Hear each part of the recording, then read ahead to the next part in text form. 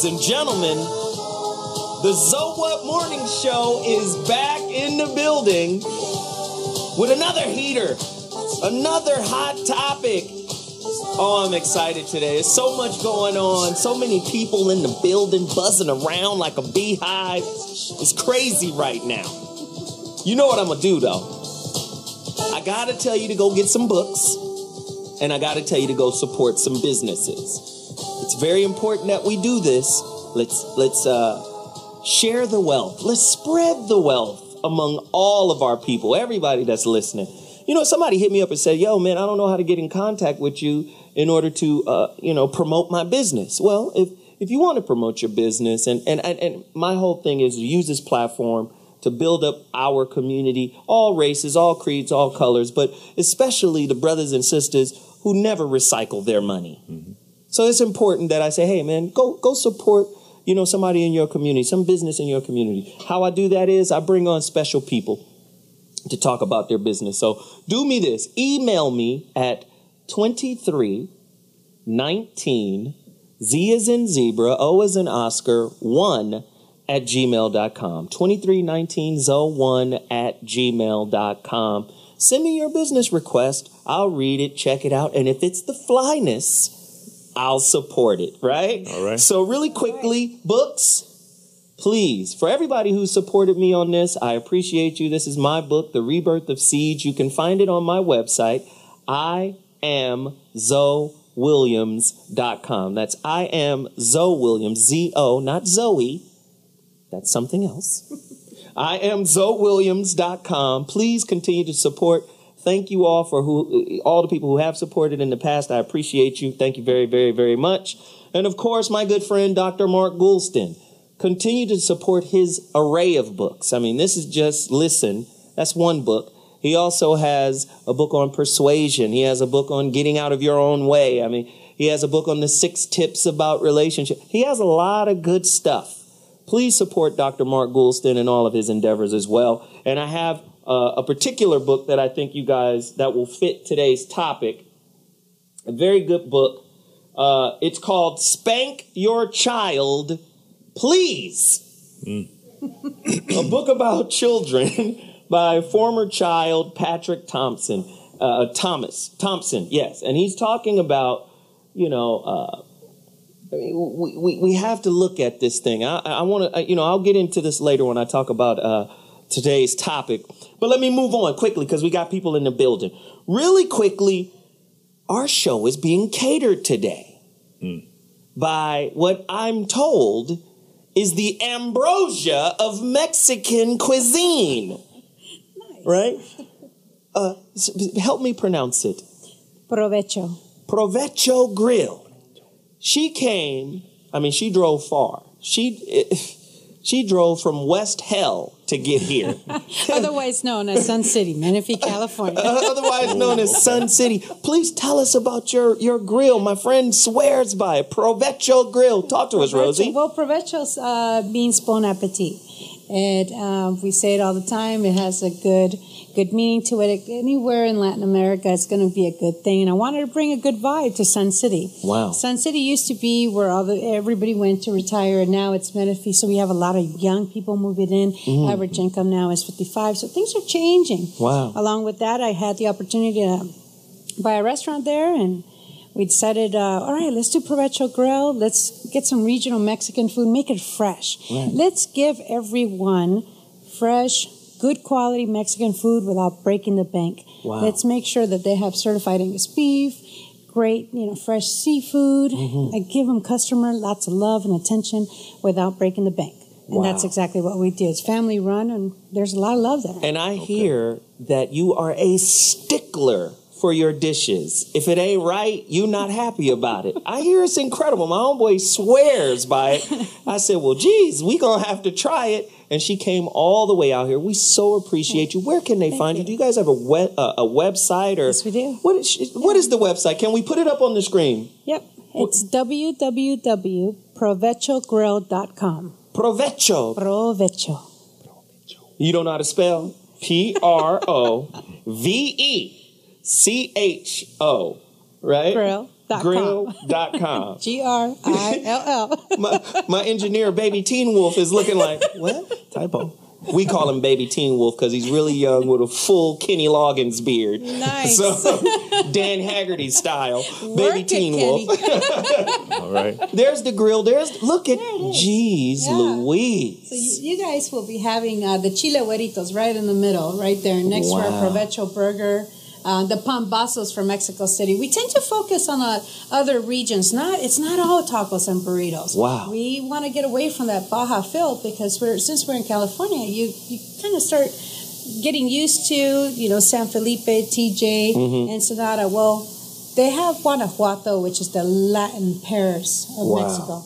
There's Mexico City, and it's just wonderful. That's like literally the equivalent of New York in Mexico. I mean, it's go, go, go, go. Right. Grab and go. So you have sopes, huaraches, all that good stuff. We focus on a vegetarian menu. We focus, we have a nice following of vegans. I mean, that's It's going to be crazy. We so appreciate you coming, Rosie. Thank you. We don't have a walk-in, so we cook literally day and night. Wow. Make it fresh. So we don't. I'm so blown away right now. Look, they're going to be eating later on today. They're excited too. Y'all smell that? Right. Then we got another brother in the building. His name is Reggie. Reggie, what's your business? What do you do? And where can they find you right now? Well, what's going on, folks? My name is Reggie Simon of SimonVisionMedia.com. And I've known this dude for many, many years, by the way. He was one of the first, way back in the MySpace days, he was one of the first supporters of the Voice of Reason on Foxhole Radio. This dude supported us, man. Talk to us. Okay. Yeah, for sure. SimonVisionMedia.com, videographer, editor. We film weddings, special events, private events. Oh, there's your website. There you go. Oh, yeah. I appreciate it. Private events, music videos, sports functions. He edited one of the first video edits of my show. He created this visual effect. It was crazy. I was like, out of the blue, he reached out and said, man, I created a video for your promo.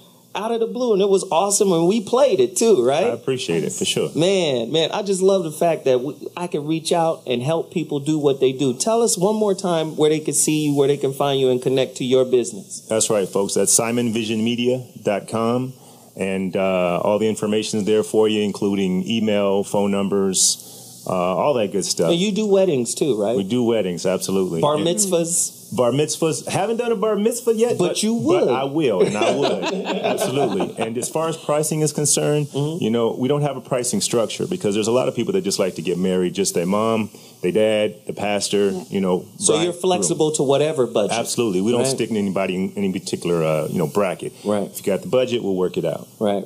So what if, listen, I only got $90 on me. Can you just take care of the whole wedding, get down? Yeah. Can you give me a call back? I'm gonna need. We need 37 looks though. I want to change clothes on it, but I only got $90 with a gang of effects. Right. Oh man, I'm sorry. I'm gonna have to pass on that. I got the hookup, right? Yeah. No, man, but we appreciate you coming in studio to support your business. One more time, what's the name of the business? SimonVisionMedia.com. I know it's a little wordy, but couldn't do productions. Reminds me of Funky Finger Productions. Hell yeah. So SimonVisionMedia.com. Check it out, folks. I appreciate you, brother, for coming in. And Rosie. Thank you. Provecho Grill in Sun City. If you don't go there, you're not worth anything. Your life is a failure. No, you know how I like to do. Now, I have to move on to my next piece that I'm going to promote. But let me say, I've been promoting this for a few weeks now. And I'm really disappointed. So disappointed that I'm about to make a video, a whole entire show centered around group economics, right? I talk about how we will kill ourselves to support other cultures that don't support your culture. All day. You understand? Like, the brother who has the T-shirts out of New York, right? I tell people, his shirts are $100. Well, Gucci sells shirts for $700, right? Louis Vuitton sells T-shirts for $1,000, right? Or Versace sells a $500 or $600 T-shirt, and we complain about stuff. Let me just say, a pair of Jordans are going to wear out. But the Black Mastery program will last you for the same amount of money the rest of your life. It'll change your life. True. So I'm tired of promoting things that people are always making excuses about supporting because of the price. This is why I say black people spend the most money, but at the same time are the cheapest people on planet Earth. So if I can't urge you to go support Black Mastery, I want you to do this. Remember, I have a video to play on Black Mastery, but I want you to reach out and support the sister Veronica Conway, blackmastery.com. It is very important that you get this life-changing, evolutionary, enhancing tool for your life. I want you to support her, only not for you, not for her, right? But for the sake of the future, because if we continue to give birth to these dead ideas and dead concepts, we're going to always lose. So we have a video that we want to promote, but before I tell you to promote it, remember this. Anybody who signs up for Black Mastery gets a free coaching eval session with her. She's one of the best coaches in the world. This is $1,000 get down for the time she's spending with you for free. Black Mastery, check this video out right now.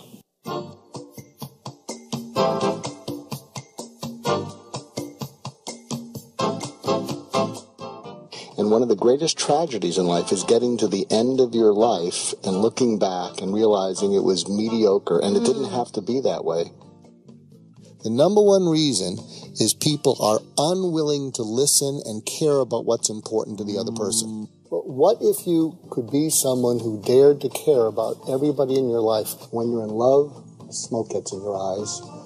But when you're anxious, you talk more than you listen. I asked my wife a month ago, I said, I don't know whether to have an affair or buy a motorcycle. And she said, if you have an affair, I'll kill you. If you get the motorcycle, you'll kill yourself. Go with the bike.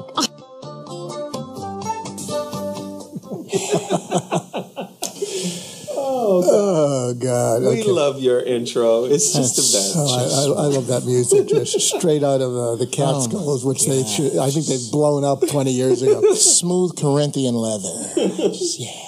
Dr. G, your tools, please. Well, there's a great website, alternate.org. This site this is kind of an alternative Huffington Post. I mean, it just says it the way it is. And a couple of days ago, I put up this blog, 12 Hints It's Time to Call It Quits in Your Relationship, and it's one of the most popular blogs there in the last few days. You can see there's 1,100 likes. So let me read these to you. This is kind of like from a kvetchy wife from the Catskills. Gotcha. 12 hints it's time to call it quits in your relationship. You can't stand the sight of them and they make your skin crawl. Right.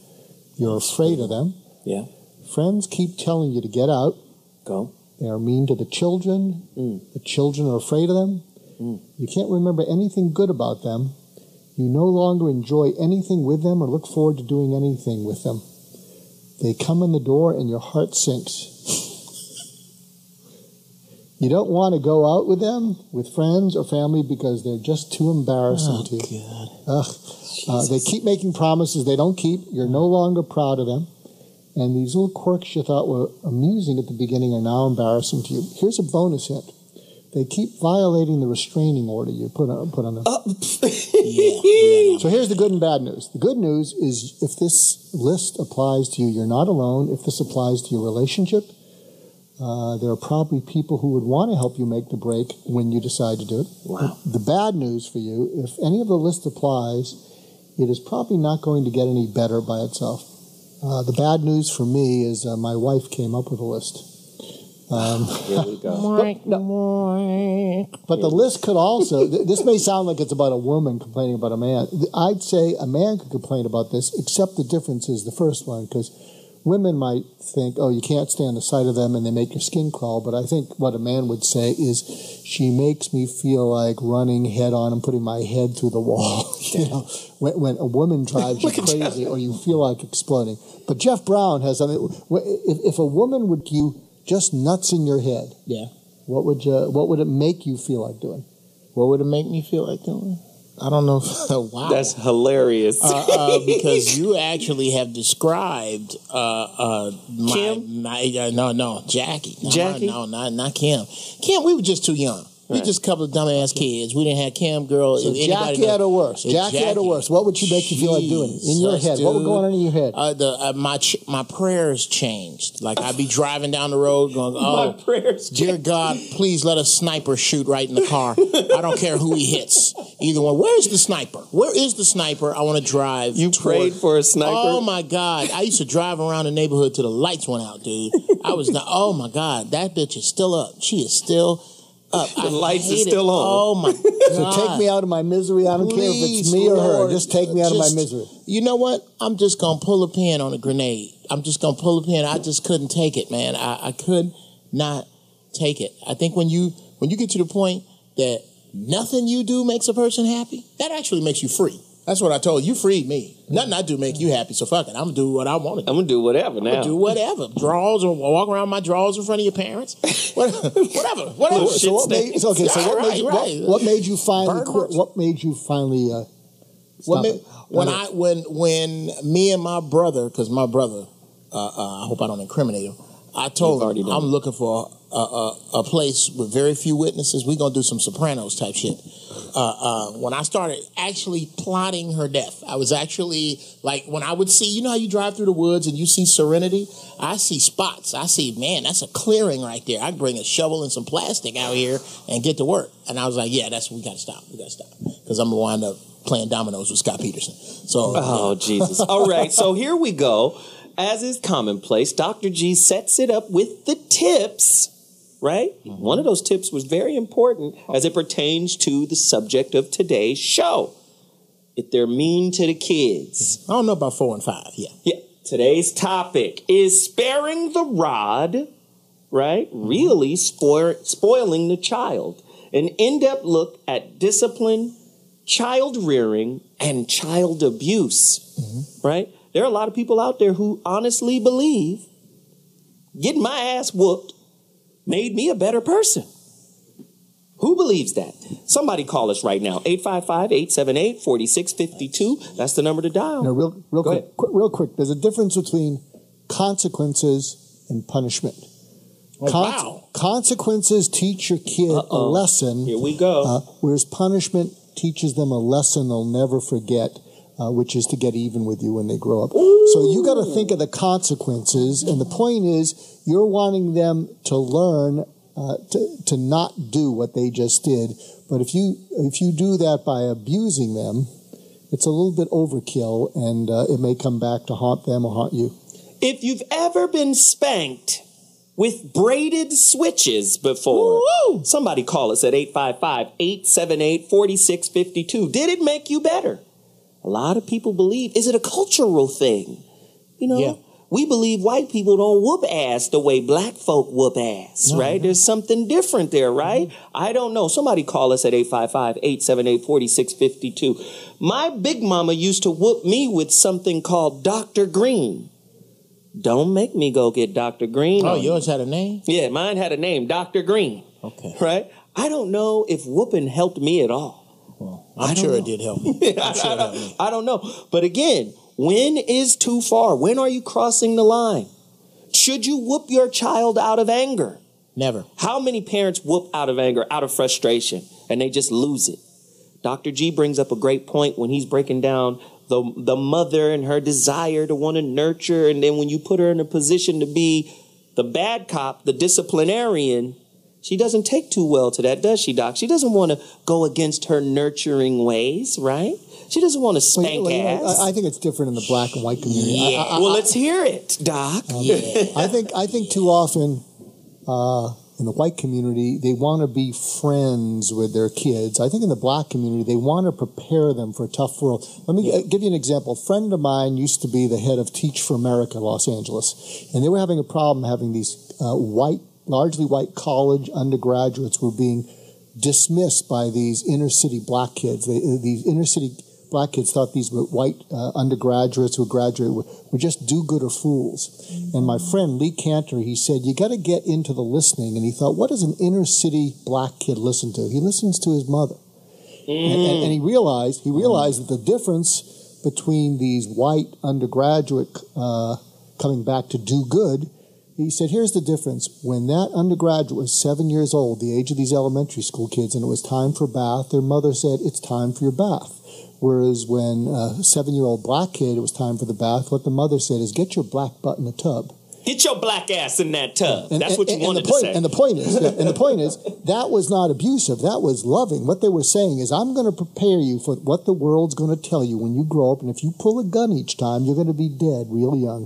So that was a way of showing loving by that black mom. Wow. And so what he did is he started coaching these white college graduates. Instead of saying, it's time for math, he'd say, hey, Ivan, yeah, you in the back thing. Page 58, do that problem, do it now.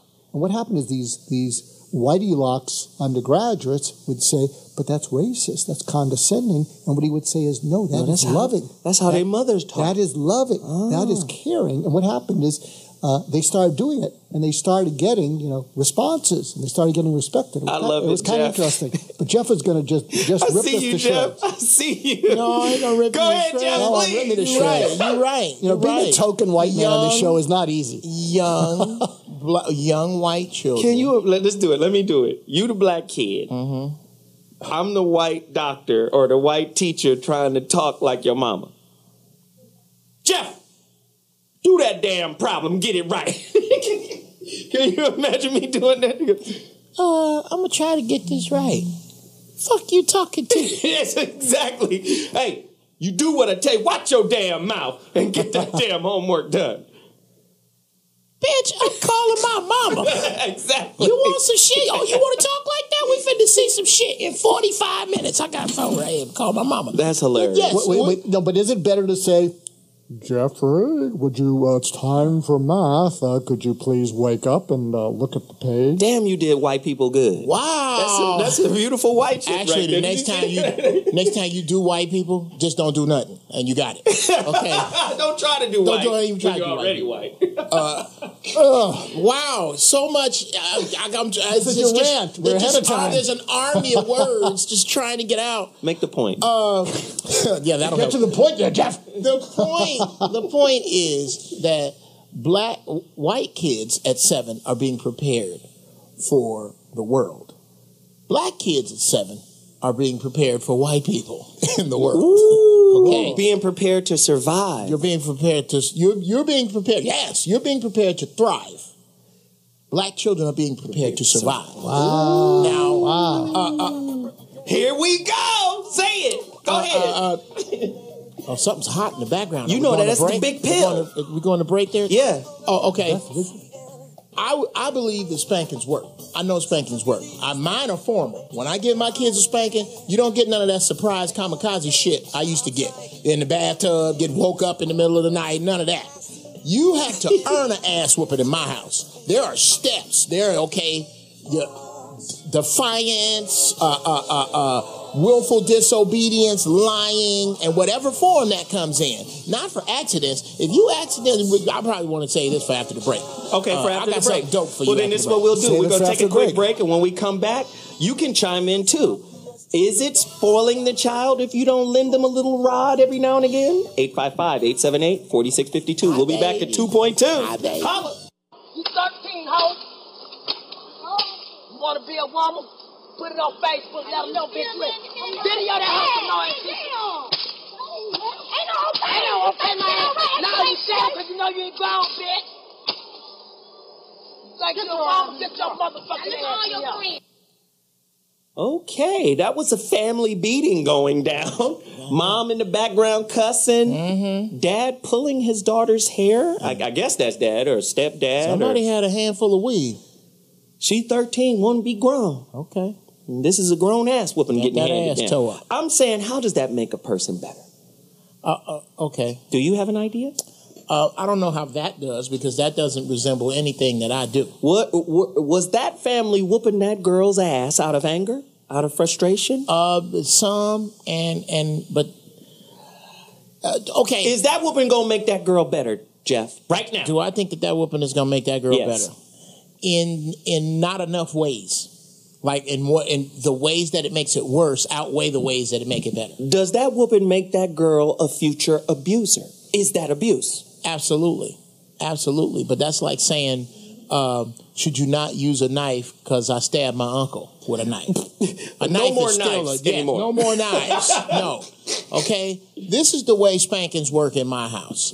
Let's just say you throwing a ball in the house and you knock over a very expensive vase and you break it. Right. That's a mistake. Okay, especially if we haven't covered that. Don't throw a ball in the house. You throw a ball, you knock it over. I'm explaining to you that that's very expensive. This is why you shouldn't throw a ball in the house. Now, part of your allowance until it's paid for will go back to pay for that vase, and you're going to clean up your mess. Right. That's not a spanking. You don't get a spanking for that. However, if there are 100 jelly beans in this bowl, and I say don't touch these jelly beans, and I come back and there's 98 jelly beans in this bowl, somebody gonna get their ass whooped over 2 jelly beans.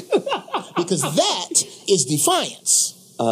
White doctor, can you correct our black parenting skills? You go at that how you want to. That's how I tear your ass up at the house. Now let me put another little disclaimer out. I don't give a shit what no white folks say today. If my kids get hold of this, you know I'm gonna tear your ass up still. Dr. Goulston, help us from the abusive black father. Yeah. I don't think that's abusive. I hate to say this because it's tough to see a black man blush, but that was brilliant, Jeff. Well, thank you. Thank you. No, really. I think that distinction. I think it was when it's a mistake versus defiance. I think that ups the ante, and I think the key, though, when we saw that video is weigh in on this. That do you want? There's a difference between respecting authority versus being afraid of it.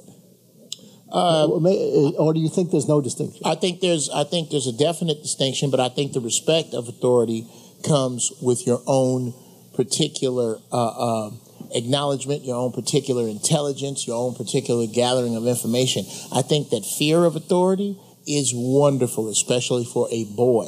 Okay, there are a ton of times. I know, of course not, of course you don't. But I can remember growing up in Chicago that there was a bunch of stuff that cats I knew got in trouble about, went to do, that my father, my uncles, nobody was around. Nobody would have caught me. Nobody could have known. But in the back of my head, if I get caught with this shit, I got to deal with that fool at the house, and I don't want to deal. Let me say this, I'm done. My stepfather, not the man who raised me, the man my mother married, told me this when we moved into his house. He said, okay, you 16. You can smoke weed in here. You can bring girls in here. You can disrespect your mama in here. You can put your feet on the furniture in here. You can steal my car. But if you do any of that shit I just said, you will feel the full weight of my wrath. Now you do what you want to do.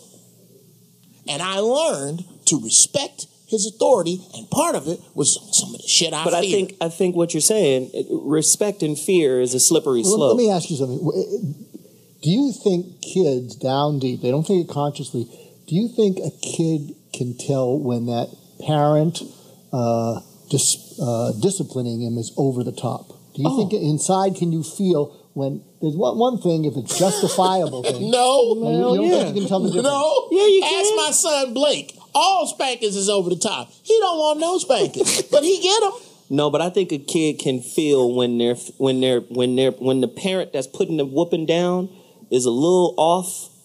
Or is being when you understand? When like it's abusive. Like, hey, okay. I think kids can feel that, and I think kids can also feel when you have a little off, and then you have a little soft. Yeah, oh yeah. Because kids play defense too. Like, I can get over on my. So they believe me, they're sensitive to when you're soft versus when you're off. Who to play? Right. Because when you're off, anything could trigger off. Right. So there's always that eggshell feeling when you're dealing with a parent that's off versus one that's soft. That's a good point. We got a doctor on the phone, better than the doctor in the building. Wow. Yes, I have to challenge I got to raise my bar. You have to raise your bar. Yes, we have a doctor on the line right now that's going to help us. Somebody that's going to battle Dr. G. No, I'm just kidding. They're not going to battle. Is it a rap battle? No, it's not a rap battle. Get to the doctor. No, but we have a great doctor on the line that's going to talk to us about tips on disciplining the child, what's abusive, what isn't abusive, and the difference in cultural, disciplining, because it's cultural is different. Here we go. They're on the line right now. Dr. John Mayer, no longer a singer, But I'm about now, to say, dude, no longer a singer. Put the Gravity guitar is down. my song. Right? He's an author, clinician, lecturer, and consultant. He's going to talk to us about this. Dr. John Mayer, don't sing your advice. Just tell us what to do. Sorry about Jennifer I'm ready to Aniston. sing fathers and daughters here on this show. Right? You know. That's what you should have done, right? Get the hell away from me. Well, welcome to the show. Talk to us about this controversial Don't say I won't fight with Dr. Goldstein. There's some things that you guys have been saying that I take a lot of issue with here. We might do a little battling here, which is okay. That's all right. That helps the public kind of filter out what they want to use and apply. So, Right. Well, so talk ask to us. away. What do you guys want to know? True or false? Is spanking really a form of domestic violence, family abuse? True or false? Go deeper. Yes, true. Why? How so? Come on. It's a violent act. No matter.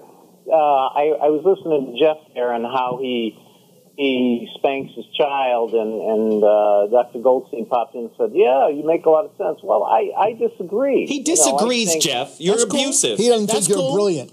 No, that's cool. No. Wait, I'm not Go on. saying he's abusive. What I'm saying is that that's a violent act. You strike somebody, that's a violent act. I mean, it might be minor, it might be in the context of you trying to teach your child, but it's a violent act, guys. And Jeff, I think you're from Chicago, right? You grew up in Chicago? Yes, sir. South Side.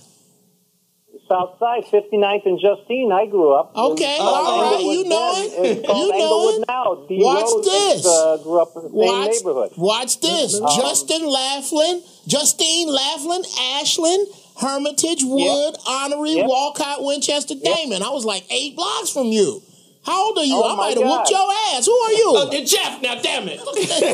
He's from your town. Now My leave it place, though. alone. That's all right. What's up? Okay, go ahead. I'm sorry. Not even from his town. I'm from his hood. You Yeah. know? You're round the way. Yeah. Okay, But, so let him finish his point. Yeah, it's violence, guys. And we got to accept that. I mean, and Jeff, quite honestly, when you're resorting to spanking your child, you've lost power, man. Okay. You've How lost so? power. Give us an example. Say more to me, that. it's being a powerful parent. Being a powerful parent, I don't have to spank my kid. One of the examples I give parents all the time, there's a couple of good ones I got. One of them, which people relate to, is that, you don't see LeBron walking down the street and people wanting to pick a fight with him and challenge him. Why? Because he's a powerful man. Man, that's LeBron. I ain't got a good challenge LeBron. I ain't gonna mess with that. And as a parent, that's the aura. That's the respect you want to have in your family. I don't have to be fighting with you to get you to do what I want or to give you some consequences, like that jelly bean story. And this is where I disagree, where Goldstein popped in and said, I can see that. I go along with that. If I'm spanking my kids for 2 jelly beans, there is something wrong here. Yeah, But I got this done. But Okay, there's ways so to hold on be a second, powerful. Doc. Hold on a second. Ways in which go ahead. Hold on, because Jeff Brown and Dr. Goulston are biting at the chomp to respond. Oh, I have Jeff? I have no problem with what you're saying, Doc. But I'm gonna make an assumption here that you are not black, right? We just saw the picture. Yeah, I didn't see the picture. So as much as I respect where you went to school and your opinion, there's nothing you can tell me about raising a black son on American soil. For me, our experiences were different growing up, obviously. Okay, Right. There are some things that, were it not for the spankings I received, that I literally would not be sitting here talking to you. I am telling you that spankings work. And if you have sons, if you have a son or a daughter that has ever verbally disrespected you or raised their voice to you, then you and I are on 2 different roads, because that doesn't happen with me. More than, as you tell me how you parent, it sounds like you do a lot of evaluation of behavior and a lot of dealing with certain highbrow concept with individuals who don't have high brows. Okay, I don't do that. Okay, it sounds like you may run a democracy in your house. I run a benevolent dictatorship. It's a little different. Oh, I agree, Jeff. I'm in totally agreement. So I believe in tough love. Question, I believe in consequences. Absolutely. Fact, but one of the things I write about is I believe consequences should hurt. Absolutely. And I don't have a problem with the word punishment. I don't have a problem with that word punishment. Doc, what I'm talking about is smacking somebody. Okay, me too. I don't believe in smacking nobody. I don't believe, unless you say something foul about my wife, I'll smack you right in your mouth. I don't care who you are. Even a child? No, not a child. I'm talking about we at a bar, you say something foul, I'm put these doorknobs on you. That's different. Right. What I'm saying is doorknobs, Jeff? Yeah, doorknobs. That's what I call these right here. Bang, bang. Put these doorknobs right on. They hard and they accurate. Pat, pat. Okay. Doc,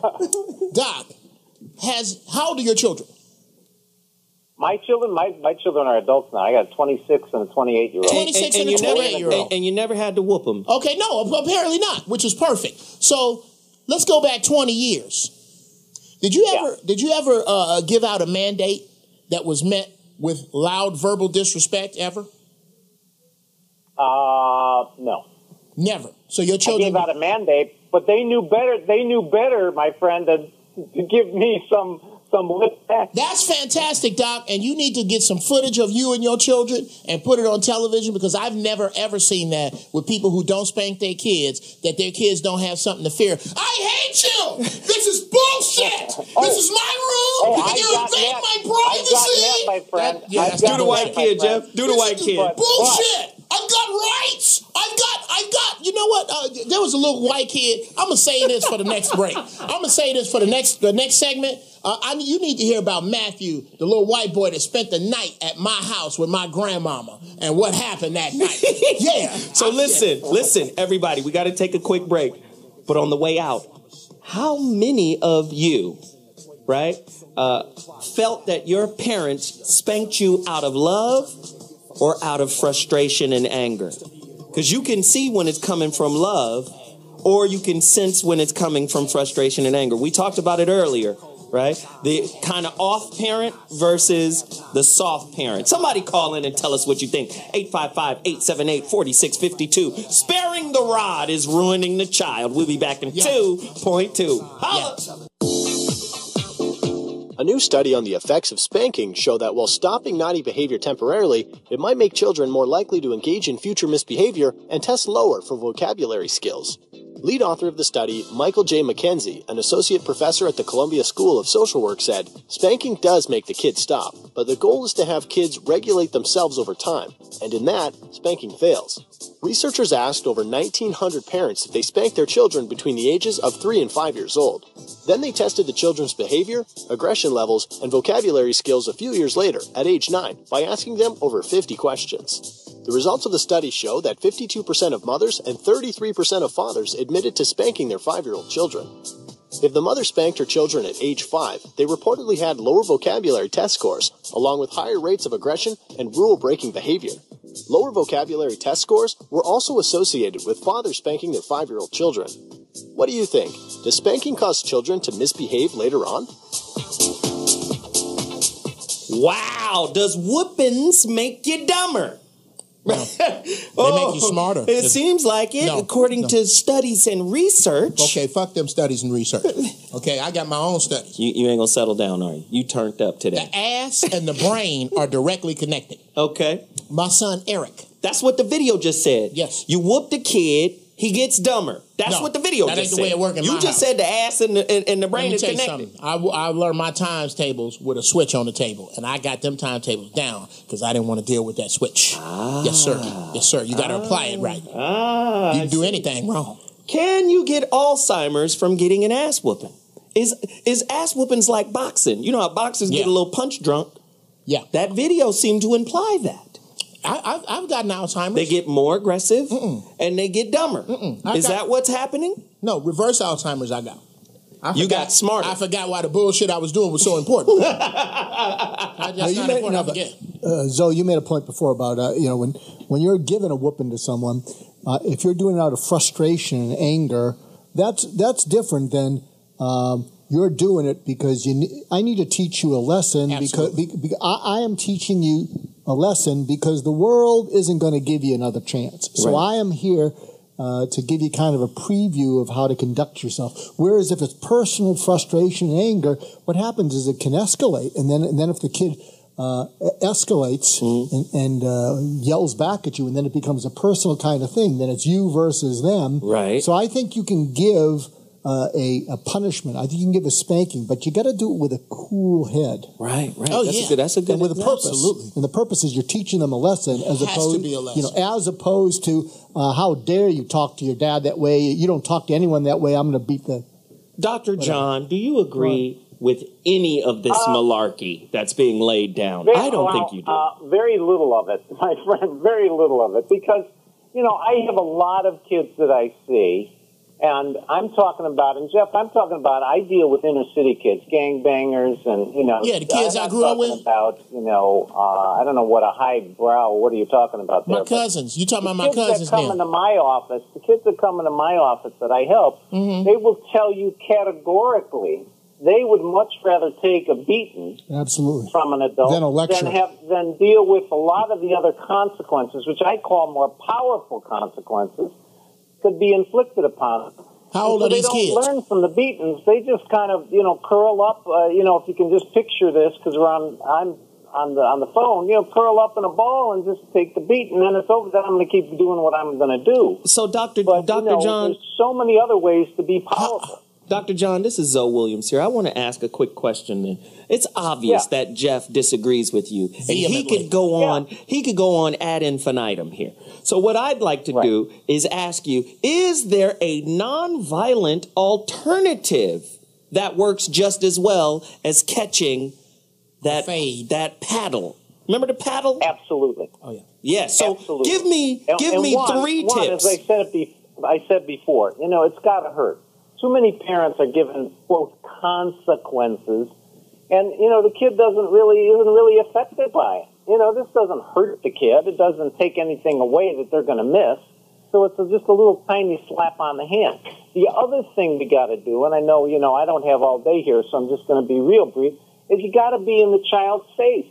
So many times, when we don't get kids to do what we want them to do, we're yelling from the other room, hey, turn that off, or take out the garbage, or do this or do that. And then we get all frustrated because the kid doesn't do it. Well, I wouldn't do it either. But if we're in their face, if we go right up to them, if I stand in front of that TV and say, you are not going to watch this TV because you're punished, that's much more powerful, gentlemen, than a lot of the things we're talking about. Absolutely. I don't have to thank my child. Jesus, the disagreements. Let me tell you a little. I'm gonna make this story extremely fast. Thank you. My oldest son. You can't be long-winded. My oldest son. I finally got my oldest son's mother on the page. Look, call me when you have issues and let me know before you let them know. Let me know what's going on. So she calls me and goes, Eric will not take the trash out. I said, oh, that's easy. So I come out to the house. We bring up the subject. He goes, well, Mom tells me to take the trash out when it's needed. I said, well, that's the problem. You 15. It don't need taken out even when it's overflowing to you. So we're going to change this. You take the trash out every night. He said, well, sometimes ain't nothing in it. I said, great. I want you to roll up nothing and take it out. You take the trash out every night. For about 3 weeks, that worked. She told me it stopped. I came out to the house. I said, okay, I'm going to hug everybody. Everybody, good night. They went to bed. The trash was still in the kitchen. You said this was going to be short. Here it is. Thank you. I went to the kitchen. I went to the kitchen. I took the trash. I went upstairs to his room. I knocked on the door. He's a neat freak. I said, can I come in? He said, yes. I came in. Oh, wait. I know this story. Hold on 1 second. Doc, at the conclusion of this story, please tell us if you think it's abusive or not. Yes. Go in. Finish. I went, knocked on his door. He opened it. I came in. I pulled his covers back, and I shook the trash in his bed. And I said, the trash goes out every night. And I turned around and walked away. You put trash in your son's smooth bed? in my son's bed. Now, guess what happened? The reason they're gonna be waiting for you after the show. Downstairs, and black and white. And they know I'm still nice. I'm still nice. I ain't gonna never not be nice. Okay. Right. And do you know why he didn't raise his voice and why he didn't get upset? Because he knew that was a bad idea. Because now we can take this to another level. And I don't have I agree with you, there are other methods. But to a certain age, spankings work and they work well. And I don't think anything about this conversation because I have empirical evidence that they do because my cousins. It's your experience. My cousins that didn't get it, my friends that didn't get it, in jail, dead, strung out. The dudes that had discipline from men, my friends, I can call them all today and we're all free and we're all good men. And there's no way you're going to make me change that coming from Chicago when I did. Okay, so, Doc, what do you think, man? Yep. Dr. Meyer, do you think that? No, I don't think that's abusive, and that would be right in line with something that I tell parents to do all the time if kids isn't listening. So throw trash is a good parenting. Hey, that's what I needed. And look at what we're talking about. He didn't have to smack him or give him a whooping or whatever. But you're gonna get a parent beat up. Parent beat up. Pardon? You're gonna get this whole buddy system that white people are raising their kids on. Are you saying white people are using the buddy system? They're using white people use the buddy system. Against that. Yeah, well, these are the people you talking about with the no spankings. Somebody gonna put trash in the wrong little boy bed and get his ass whooped by his son. See, that's not gonna happen to me because I whooped my son's ass when they was little, so they know better. Wow. And my sons have seen me beat a man with a baseball bat before, so they got kind of left. Now the doc is. Did you see his face? The doc got scared. No. I think here's what Dr. Golston, please guide us back, okay. Dr. G. Guide us back. I think the common ground here is that action requires counteractions. Absolutely. So the key actions don't respond to words. Sometimes they do, but rarely. It requires a counteraction. So the key is, what is the most effective counteraction that leaves the least negative lingering effects later on? So I think what Jeff gave was just a great example of a counteraction about the trash thing that I think was just perfect. So the key is, I think where we're getting a debate over is what is, are there limits to what that counteraction Where is that can be? line? Where is that line? And I think Jeff makes a good point. There's different cultures. I mean, different cultures respond to different things. Like the example I said. Bones breaking. Yeah, bones that's breaking, the hard line. tissue damage. Believe in marks that won't go away, like extension cord. If you ever had ass with an extension cord. Ooh. Or a racing track. Oh, a Hot Wheel track? Hot Wheel track. I didn't even want Hot Wheels. I want to ask Dr. John, how does a parent, or I'll ask Jeff, how does a parent figure out what that counteraction is? Are there any tips about that? Because a lot of times, they don't. Their counteraction is too weak. It's underkill. It's too much. It's overkill and abusive. Mm-hmm. So any that's tips? what I was saying, Dr. Golden. That's what I was saying before. Is that too many parents don't hit bad pun. Don't hit the discipline to the core of what's going to hurt that child. What are you going to do to them really feel? In Jeff's example, like we talked about throwing the garbage on the bed, is a good one where, that Eric is going to feel that. He said an important part of the story. He's a neat freak. Eric, neat freak.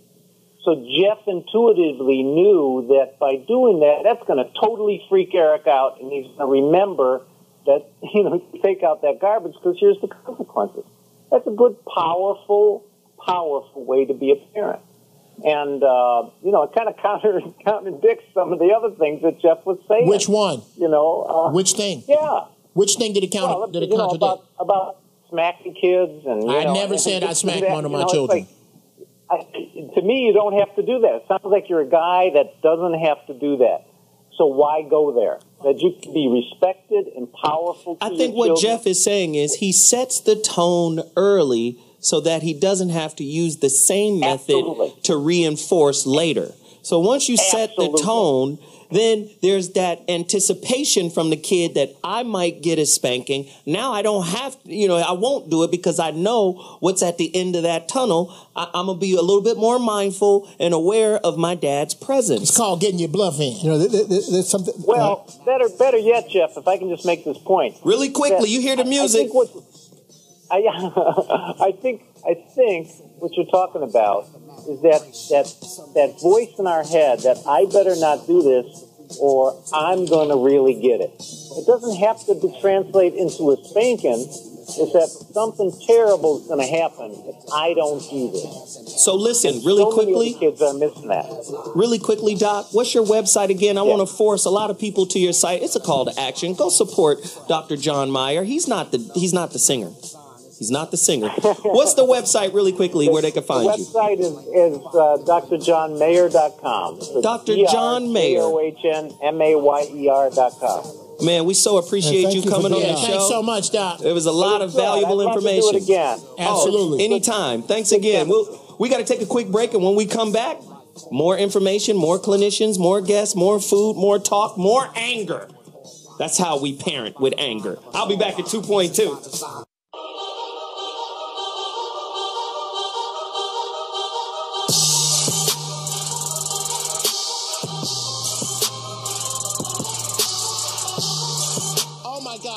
He has a rap career is beyond me. I don't get it. And he takes his shirt off.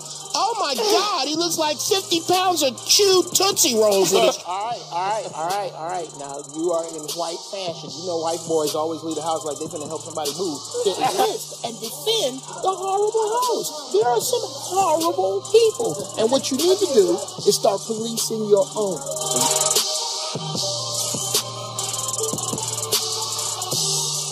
Okay, in line with today's topic. Oh, my God.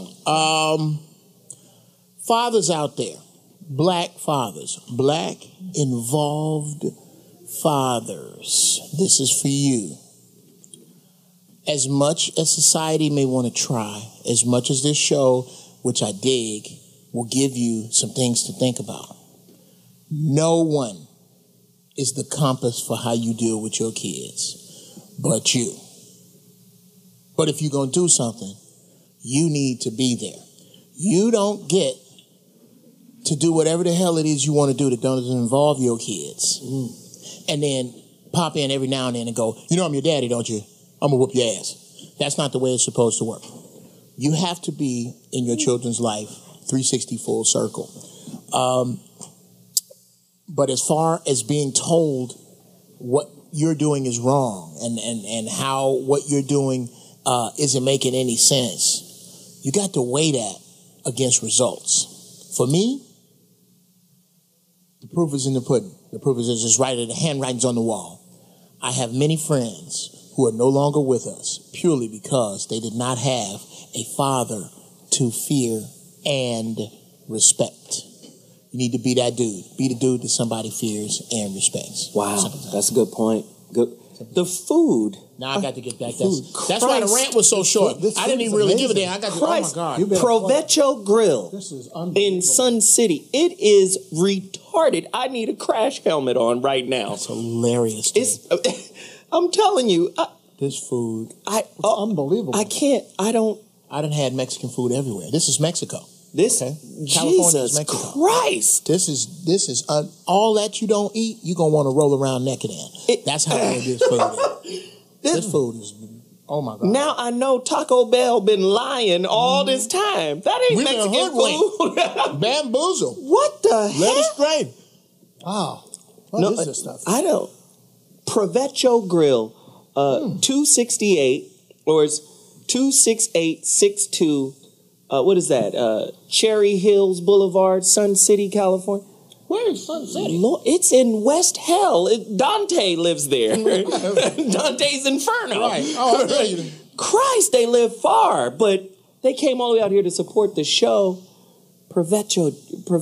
You need to put one of these in L.A., Mr. Provecho. Because this is incredible. Let's go to break so I can get a second right now. Christ alive. I mean, we got to go to a caller because the damn food's so good. Roman, line 2, tell us about your parenting style. Has whooping ass straightened your kids out? Talk to me, brother. As far as being an uncle, no children, I've learned that from my parents, I had to learn to use not just violence, but psychology. I had to learn that, using myself as an example, I was a habitual line stepper. And being that my father and my mother were both crazy, but they were a reasonable amount of crazy. They basically a reasonable amount. I like that. They talked to me before, during, and after the during? During? Yes, during. Tell us how they talk. Your ass. Not to touch my porno stash. You little nasty niglet. Okay, go ahead, finish. Yeah, they ran the whole gamut. They used extension cords, shoes, belts, paddles, everything. But give me the stove door handle. Give me the stove door handle. I'm sorry. Go ahead. Yeah, everything. But when it came to it, it's like a lot of times, aside from all the whoopings and everything and being talked to during and after, they took away the things we used to have as far as fun. So we had to earn those things back. Right. And then later on, they showed us, it's like, the reason why I'm hard on you is because of how the world is. You as a young black man, they're a lot harder than you than on us. But man, this is Roman, right? Roman? Yes, sir. This is, Doc, look into this very deeply here. And Jeff, you too. Yes, sir. Because as a black man raised by a single mother, I understand exactly where he's coming from. But let's listen to this notion, this concept. You spoke on it earlier. As black men, we're being taught, as we're raised up, we're being taught how to survive. Yes. When you made the distinction where whites and other people of affluence are being taught to live, how to thrive, right? We're being taught to survive. And I think that coping mechanism, being taught to survive, is really damaging on the psyche of black men. Can you go into that thought a little deeper, Doc? Yeah, sure. Because, the greatest negative feedback loop for our kids is when they think that anything they do won't change the outcome of their life. When a child thinks that no matter what they do, they are destined to do no better than survive, it makes it really difficult for them to sustain trying something. Wow. And so when you're on a survival mechanism, there's a part of you that thinks, why bother? I can just be angry or just give up. Whereas thriving, it means, wow, there's a possibility of a future that's better than my present. And so I think I think when you're just focused on survival, that's better than not surviving. But I think it's a different message. Something else I want to say, which is very Whitey Locks-ish. Go ahead.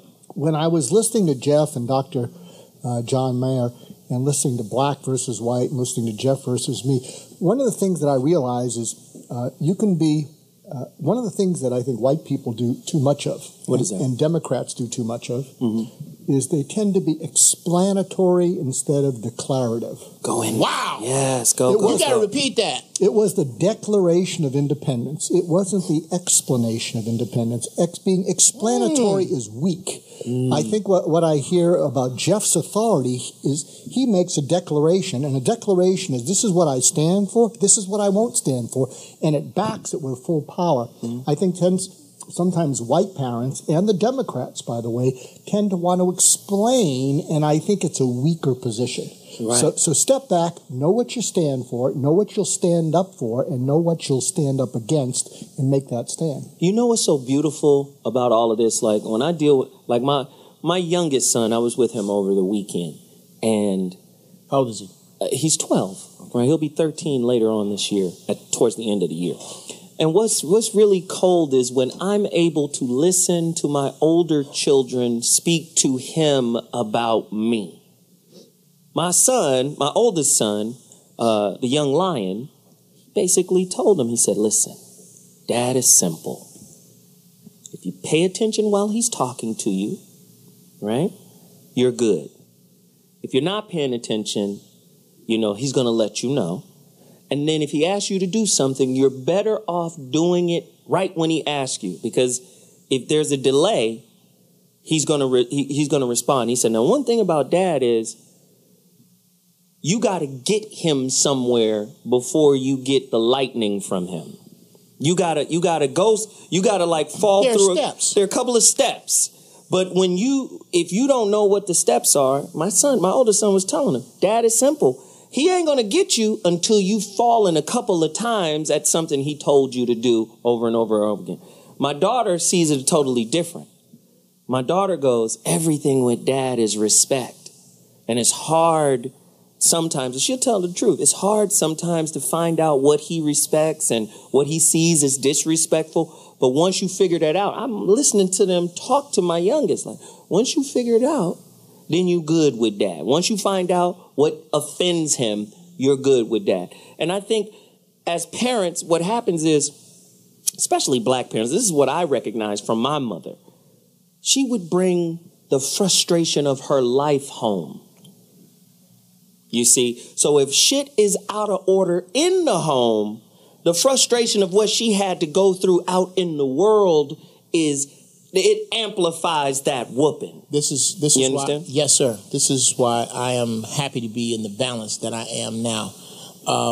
I don't think that spankings, actual physical spankings, should be given out by women. In my opinion, I don't think that's their place. That's not your place. It's possible you can make a grilled cheese with an iron, but that's not its purpose. It might be good too. Yeah, I mean, they taste good. You do it in prison. I've seen my uncle came home and made us grilled cheese, just iron steam. It was just really good, but that's not. We have an oven. The dry cleaning chef. Yes, we have an oven for that. You don't have to do that no more, right? You stupid. This is the way it works in my house. My wife's word is first. My word is final. Right. Simple as that. My wife, come outside. All right, y'all making a little bit too much noise. Get the popsicle wrappers up off the ground. Don't have the sticks around. I'm telling you. She come tell me about it. All right, everybody, inside for 3 days, no more popsicles for the summer. And clean up the whole outside, everything. Right. Pick up everything off the ground that does not grow. And if you have a problem with that, we can take it to the bedroom. Wow. That's the way it is supposed to work. That's how it works, though. That's how it works. I mean, same with my kid. You know, my kids, where their mother will say, "Hey, man, they're not listening. I need you to." And then here we come, and now ain't no evaluating. They're not listening. There's no chit chat. There's no back and forth. Your mama said this, and I know your mama. I know she didn't talk 5-6 times. I'm not here to talk. But this is why I think the way we set up this show is very important, because I think, and this is me, I think the black community, we need to upgrade our relationship skills, period. Absolutely. Because a lot of times we'll take an old method that we think works, but we're not really paying attention to some of that damage that happens from it. So, like you saw that video, there's no philosophy connected to the video of that girl getting her ass whooped by her dad. None. Where's the philosophical learning from that? That's just a traumatic situation that she's going to remember for the rest of her life, that she may turn into a parenting tool later on. To her, well, that straightened me out. That's what you do. Right. So listen, we're going to take a quick break, and when we come back, more guests, more callers on the line. I love it. It's a crazy show. Sparing the rod. Let's whoop some ass. I'll be back. I don't care if the blood... Get Allison out of the room. Get over here. Bend over that bed. Dad? Bend over that bed. Bend over the bed. Bend over the bed.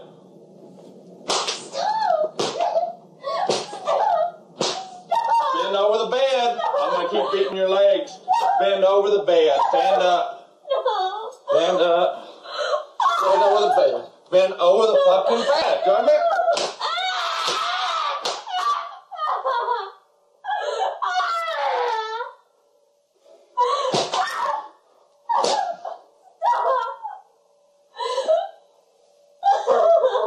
Bend over like I said, damn it. Get up and bend over the fucking bed. Lay down, I'll spank you in your fucking face. Roll over. And get on your fucking face.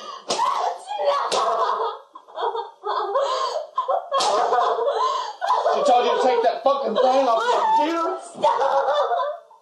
Here. You turn over. One time, you get over on your stomach and you let me spank you on the butt. Give her some more. No. You turn over. I'm going to spank on your butt. You turn over like a 16-year-old and take it like a grown woman. Turn over. She won't. She's disobedient. No. Give it to me. No. Give it to me. Turn over. I'll go get another. Turn over. Get on your butt now. All the way on your stomach. Thank you.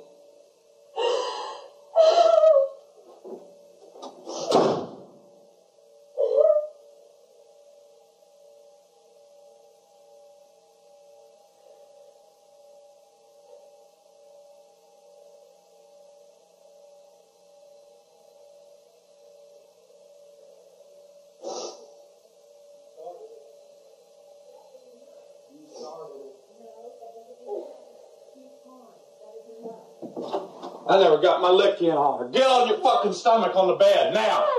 Get on the stomach or I'm going to start beating you again. Get on your stomach. Get on your stomach, I said. Get on your Get stomach. on your stomach. Get on your goddamn stomach. Get on your stomach. Get on your stomach.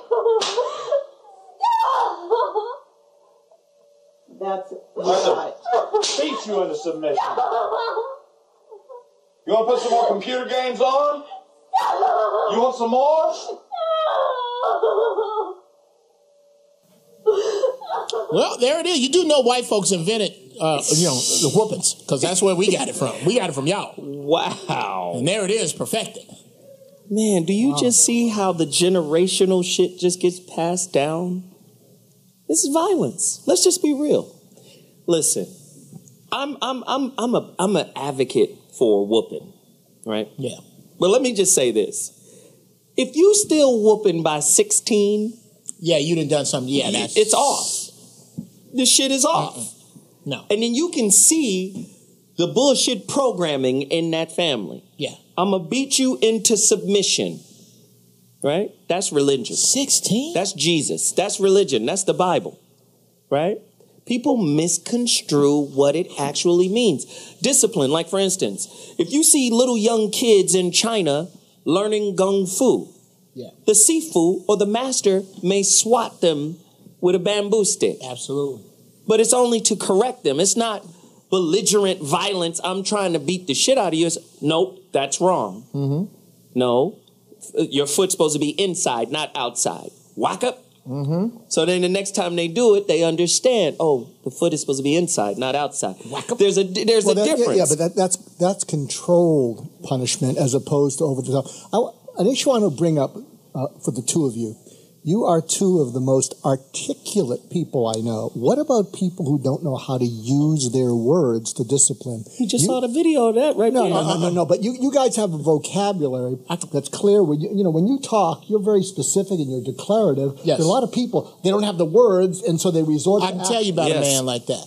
His name was Willie Howard Cottle. He was my grandfather. Willie Howard Cottle. Willie Howard. I'm going to try to talk about him without crying. I can show you better than I can tell you. That's a man. That's a man. A man's man. Kind of man cut his thumb off at work and put it in his lunchbox, take it home. His wife sew it on. He'd be back next day. That dude. It's going to be dead, but it'll be sold back on. It'll be sold back on. He can hold shit with it. My grandfather only had a 9th grade education from the 40s. But this dude was crystal clear in what it took to get on the wrong side of him. It's what has been lost is where a spanking has its place. It's like fire. Fire has a place, okay? And it's not everywhere. Fire everywhere is a firestorm. No, that is horrible. I know kids that grew up in that.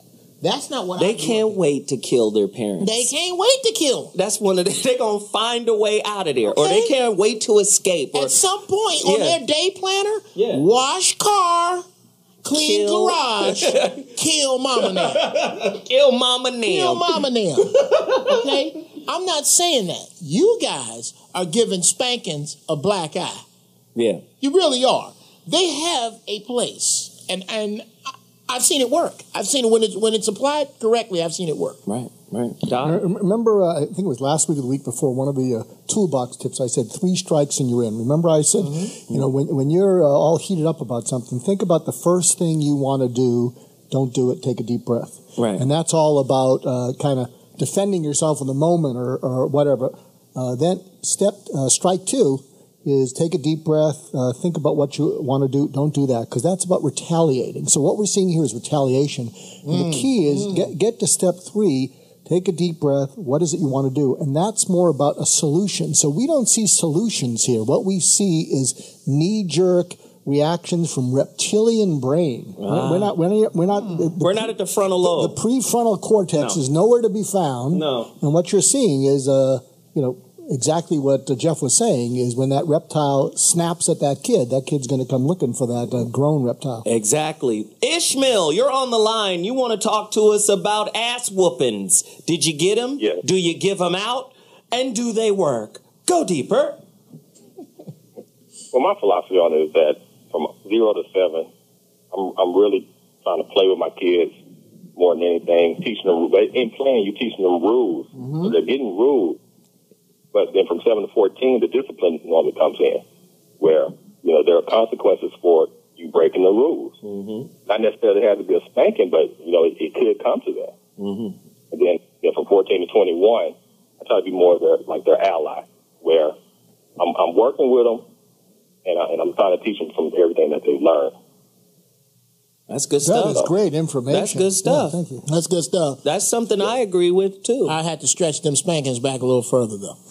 Yeah, and it's going to vary. About 18 months. Kids, you may have to start at 6 years old, or you may have to start at 8 or 6. They may go to 16. What do you think, the caller? Ishmael? What do you think is the optimum age to start whooping that ass? Tanning time.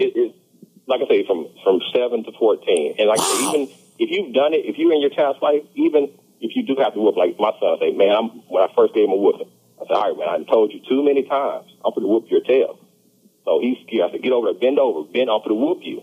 So I pull out something. I said, haven't I told you about doing this? And he looks at me, and I got a peacock feather in my hand. But I'm talking to him as if I'm whooping him hard. And he understood that, man, this is, I need to straighten up. He's giving me a chance. That sounds like some Showtime soft porn to me. Thanks for the call, Ish. I appreciate it. I'm a little different. I started 18 months. Right? If I go, and you can go, I'm not going to do this. And then right after you hear that, you go to start. Oh, you're going to get a tanning right there. Yeah, I got little boy. I got boys. 7? I got boys, dude. Yeah. You going to start whooping a boy at 7? But here's the thing, though. Here's the thing. You remember the baby when you say, especially the boy energy. Yeah. You go, hey. He recognizes your tone. He recognizes dad energy over mom energy, right? So when my son was young, he mimicked everything I did. So I'm watching him, right? I'm watching him, and he's doing certain things that he ain't supposed to do. I go, hey. Oh, that's a different kind of energy. No. No was always, no. He stopped. With the mother, I noticed he continues. Yeah. He'll stop for a second, but then he'll look around. And then he doesn't see me, and he'll continue. And then I say, Yeah. And then he stops. So there's an energy there, I think, from the father that kind of reinforces the mother. And if you don't have the backup, it might, fall through the cracks somewhere. Here's mama's job. Here's this way your mama's job's supposed to go. Baby, now I know I told you should have done what I said, so I didn't have to tell your father. Okay, your daddy a little crazy. Now, here's a little potato. Put that on your eye. Here's some cookies. What? Do what your daddy say do. That's her energy supposed to be. Right. By the time we get to daddy. What do you have? What do you have? Okay. Because the doctor has expressed a desire to get to know us better and explain things and be able to deal with us better. He wants to understand us better. This is the Jeff Brown ghetto word of the day. Those of you who can see it probably know what it is already. I know what it is. You know what it is. We're going to give the doctor a stab at it. Lukeeds. What does that say? Just read it, Doc. Just read it. Luckies. Okay, very close, but the U is long. Lukeeds. Now I want you to think, and when we come back to break, I want you to try to use it in a sentence. I'll use it in a sentence. When we come back, we're going to show how ignorant this white guy is. Team Radio V, Radio and TV. The So What Morning Show is on fire. We talking about whooping kids' ass. We'll be back with the special ghetto word of the day for Dr. Goldston. Holla! Yes.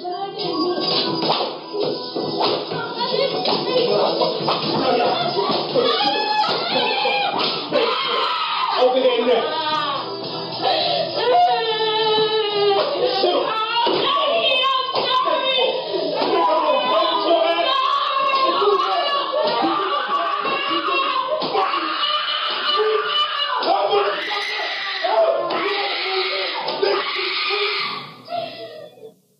Now that's hard to watch, because that's just abuse. Huh, motherfucker, is what he said. Yeah, Video swear court. words, and honestly, you can tell it's abuse because he's only using one hand. That's not a fair cardio workout. Switch hands. Listen, today's topic is sparing the rod, really spoiling the child. A deep look into corporal punishment at the crib. Is it domestic violence? Or is it necessary for setting kids on the right path? I don't know. 855-878-4652. We have another doctor specialist on the line right now. Doctor. Not yet. Oh, not yet. Sorry. And we have the Jeff Brown rule. So we got another caller on the line for sure. Let's bring in another caller and get their opinion on the ass beats. Talk to me. Did you get your ass beat? And did it help you any? Hi, how are you? Hey, how are you? Who is this? Good, good. My name is Jessica, and I'm actually a behavior specialist. I work in New York City as a behavior analyst with children who have extreme behaviors to the point that they cannot be in New York City public schools. Wow. Wow. And I have done some pretty extensive research on child behavior. Mhm. And I just, was hoping to call in and share something from, a little bit more of a research and, psychological perspective. Please, go deeper. Into this discussion. So, one of the things I can tell you the most is I see a lot of things. I see a lot of kids misbehaving, a lot of, unnecessary things going on. And my gut reaction is sometimes just, that child just needs a good slap. But the truth is that, psychology doesn't really back that up.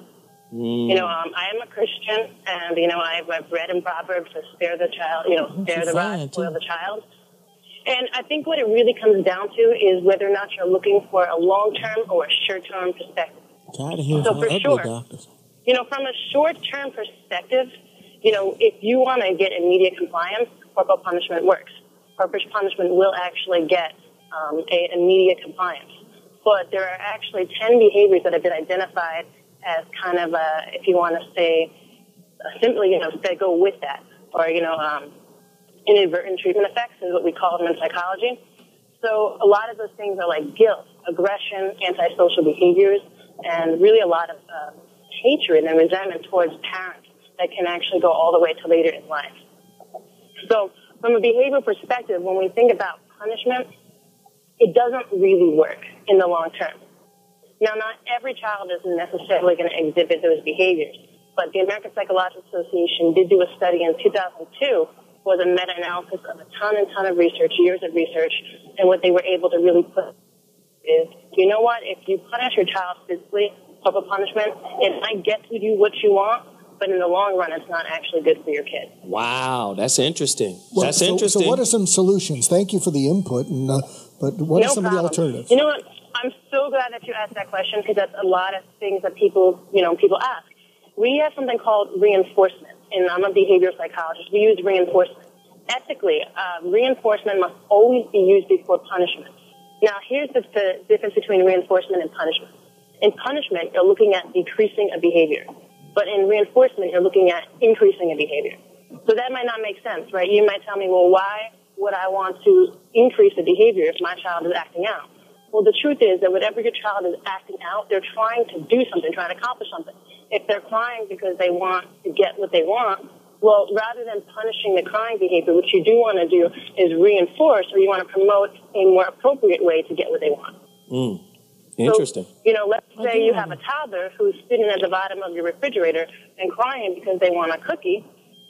Well, what you want to really do is you don't want to punish them for crying. You want to teach them the right way to ask for it. Maybe it's, having them, you want to give them that cookie contingent upon making their bed or doing the dishes or helping you set the table. Eating all that dinner. But Jennifer, let me ask you this question. If you're whooping a kid, say you start off at Jeff Brown's preliminary age, Jessica, sorry. say you start off at Jeff Brown's age, which is 18 months. 18 months. If you're whooping a kid from 18 months to 16 years, if you've been whooping a kid for 15 years, wouldn't that tell you, wouldn't the fact that you still got to whoop that kid tell you that whooping him is not working? It's not working. Absolutely. And then the other problem is that only works until a child is big enough to be able to fight back. And then once you do that, you've lost all control, you've lost all respect, and there's nothing that you can do to get that depends on your skills. No, but she's right because some mothers have to, especially single mothers, African American specifically, particularly, have to keep raising the whooping ante for the young boys that they're raising. Because they never shouldn't have been done in the first place. Right, because at some point, if there's no philosophy backing the ass whooping, like if there's no, real ideological understanding for this child, like, okay, I understand why I'm being whooped. The mother isn't whooping me out of frustration, anger, because she mad at my daddy or mad that her boyfriend quit her. That I can see, obviously. Right. All of that stuff is not present. Dude, at the end of the day, a kid can get his ass beat so much that the woman has to now say, "Oh, I gotta hit him with the car. I gotta hit him with something else in order to get." Another question for you: what happens when your kid that you hit, when he goes to school and he hit another kid because he doesn't like what that kid did to him? Because what happens is what you're teaching your child when you're hitting your child is, if someone does something that you don't like, it is okay to put your hand on that person. Right? Jessica, would you like that question answered? Absolutely. Okay. All my sons were put in martial arts and boxing because I myself did those things. My children are taught never, ever to initiate physical contact. I am not initiating physical contact when you get it. You are. I tell my kids, I don't pick the place where you get your ass whooped. You do. If you act a fool right here in Ralph's, then guess what? I'm going to rope off aisle 9 and sell tickets for people to watch me whoop your ass. Now, what it sounds like to me today is everybody is discussing all the wrong ways to spank children. All the wrong ages, all the wrong times, all the wrong energies, and all of you are right about that. Where you are wrong is in saying that spankings are ineffective. Saying spankings are ineffective is like saying a Snicker is ineffective at making me full. You wrong. It's ineffective. It may not be what I should put my diet around. No, but is it effective? Absolutely. Absolutely. It'll get you through. It'll get you through. And I tell you something. I do agree with you in that. And what I was saying is that you need to look at the long term versus the short term. One of the effects of spanking is immediate compliance. Immediately it will get you what you want. However, in many cases, there can be inadvertent consequences as a result. So you're saying spanking, Jessica, in a nutshell, because it's radio, we can't live on filibusters. You're saying, in a nutshell, spanking has the effect of parental Alzheimer's. It's the discipline of Alzheimer's, or it's an Alzheimer type discipline. The short-term effects is you get what you want. But the long-term effects is that kid is going to remember, that kid's going to resent, that kid's going to have issues or angers. That's what she's saying. Well, I can't agree with that part because you're talking about spankings put the wrong way. Spankings done the wrong way. My grandmama used to tear my ass up, and I love that woman. I wish she was still here. Jessica, where can they find you? What's your website? I want to send people to your website. I want people to investigate you and connect with you. Where can they find you? And she fine. My website is toxic2exotic.com. Toxic2exotic.com. What does that have to do with behavioral stuff? Yeah, that was kind of sexy, little website. What we got going here? That's her night job. Speaking of that, Jessica, I want to take my hat off to you for, oh my God, achieving your psychology degrees, because it must have been harder for you because of how attractive you are. You have more distractions. I say that ugly people always do better in life because they don't have nobody to distract them. Thank you so much for tuning in. Thank you for reaching out, and we'd love to have you back soon. I got a solution I want to throw in the mix. Go ahead, Doc. Go ahead. Okay, I think this. You see it in all these old movies about education. Something up until the 50s they used to do with kids is they would say, "Go stand in the corner." And I think there's a certain wisdom to that because you break the engagement, because as long as it's eye to eye, it can escalate. But go stand in the corner. I don't know what the equivalent would be, but it lets things calm down. It lets that kid have their imagination. Oh my God, what's going to happen after that? You let their imagination whoop them, and then after you both calm down, you might be able to say, do you know why I sent you into the corner? Because what you really want them to understand is why they are in the corner, and then you teach them, and then you give them a consequence or a punishment. Now, you do understand that we're going to have to take something away to make this lesson stick, but that was around for decades. Go stand in the corner. They used to do that. I don't know if they do that still in school, but I think there's some wisdom in that. You know what? That's a great point. Do you think, check this question out, everybody. Do you think gang violence would be as high? Do you think the dropout rate would be as high? Do you think Columbine would have happened? Do you think all of this ratchet culture that's happening in our community, do you think any of that would be in play if teachers were still allowed to spank ass at school? I think it still would. 855-878-4652. We have another doctor on the line here. I mean, they just keep coming in. But doctors backed up like LAX, man. You feel me? Trying to land. Hey, this show is important. We want to see if people are beating the shit out of their kids or if they're raising them with a firm hand. Ladies and gentlemen, without further ado, we have Dr. Frank Lavaccio on the phone right now. Frank? Yeah, that was pretty close. It's Bavacqua. Bavacqua? Yeah. Well, my producer spelled your name wrong, Baby Teen Wolf. But he's all right. He's only 25. He may very well be in need of a spanking himself. But he may like it. Wow. And the doc. Okay, here we go. Frank, talk to us about, the thin line that separates disciplining and abuse. When is it over the line? Go deeper. Well, I think the biggest thing is that any physical aggression can be considered abuse at all. And I think you just raised a great point about your producer. Oh, he made a mistake. Maybe he needs a whooping. That doesn't actually happen in life. The job of parenting is to prepare kids for life. And the way we do that is to teach them natural consequences. And in your job, if you mess up, you don't get beat, you get fired. You've never been arrested, huh? I'm sorry? You've never been arrested, huh? I have not. Okay, keep going. And that's the Jeff Brown side, just to let you know that there's a cultural difference. Yeah. Finish, Dr. Frank. You ain't never had a police car flip a U-turn because you drive a BMW M5 and you black. You ain't never had that, have you? I have, but go ahead. Who'd you steal from? But I think the same... I think the same principle can apply in terms of, speeding tickets. A speeding ticket is a form of punishment. But if you know where the speed traps are, you know just to slow down where the speed traps are. That doesn't make you a better driver overall.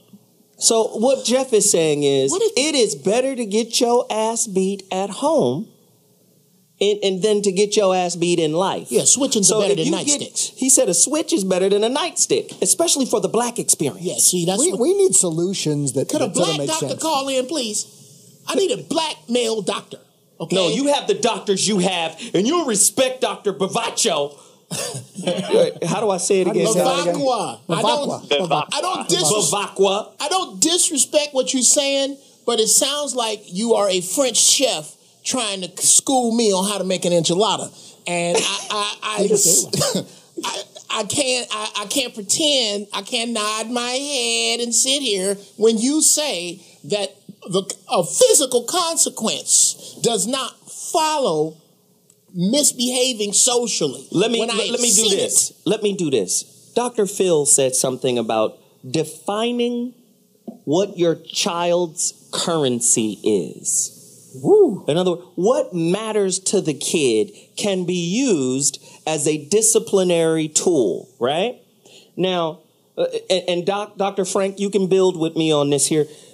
What I find is when certain parents parent their children and use these tools, say, like for instance, I told my son's mother, I said, you cannot incentivize time with the boy's family. Right? So you can incentivize, say, the video game. If you that's your currency, that video game. You don't get to play that video game unless I see this grade improve. Or unless I see but don't say you don't get to see your dad or your brothers and sisters if you don't do this work. That's horrible. Do you understand what I mean? So let's go into that. Let's define what the kid's currency is so we can give tips on better parenting. If you don't pay your parking ticket, I'm going to take your house. That's wrong. We're about to take another quick break. When we come back, we're going to wrap it up. We love Dr. Frank. Stay on. We'll be back with you in a few minutes. Ladies and gentlemen, the Zoe What Morning Show has returned, and it's final thought time. Not enough time. We're going to do another one of these. That's a great idea. Really, really soon, a part 2. I think it's important. Let me just say this. You can't beat or whoop the flaws you see in yourself out of your children. I think a lot of times parents see something in their child, and in their way, they're trying to whoop them in the right direction so they won't do what they did. They see that in the kid. A lot of times that happens, and you can't whoop your flaws out of your children. At the end of the day, That's good. You can't do that. And what I see from the majority of black parenting, not all, because there's some really great parents out there, really. And there's no absolutes in any situation. So this isn't to all of the great parents out there. But I feel sometimes that black parenting centers on violence and wisdom. If you don't take heed to my insight or wisdom, you're going to feel a certain level of violence from me. I've been seeing it my whole life. When my mother told my sister to go outside and pick 3 of the sturdiest, longest, whippiest switches and braid them together.